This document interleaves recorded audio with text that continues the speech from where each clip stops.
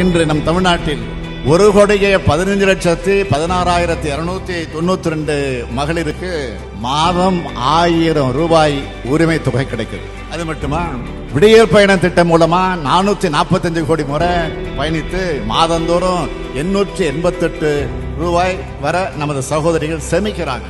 முதலமைச்சரின் காலை உணவு திட்டத்தில் நாள்தோறும் 16 லட்சம் குழந்தைகள் வயிறார சாப்பிட்டு வளமான தலைமுறையா உருவாக்கிட்டு இருக்காங்க. இல்லம் தேடி கல்வி திட்டம் மூலமா 24,86,000 குழந்தைகள், பள்ளி குழந்தைகள் பயனடைஞ்சிருக்கிறாங்க. 2 லட்சம் உழவர்களுக்கு புதிய இலவச மின் இணைப்பு பெற்றிருக்காங்க. மக்களை தேடி மருத்துவம் திட்டத்தால் 1 கோடி பேர் பயனடைஞ்சிருக்கிறாங்க. இப்படி தமிழ்நாட்டில் வாழ்கிற ஒவ்வொரு குடும்பமும் பயனடையக்கூடிய வகையில பல்வேறு திட்டங்களை நிறைவேற்றி மக்களின் மனசாட்சியா செயல்படுவது நம்முடைய திராவிட மாடல் அரசு.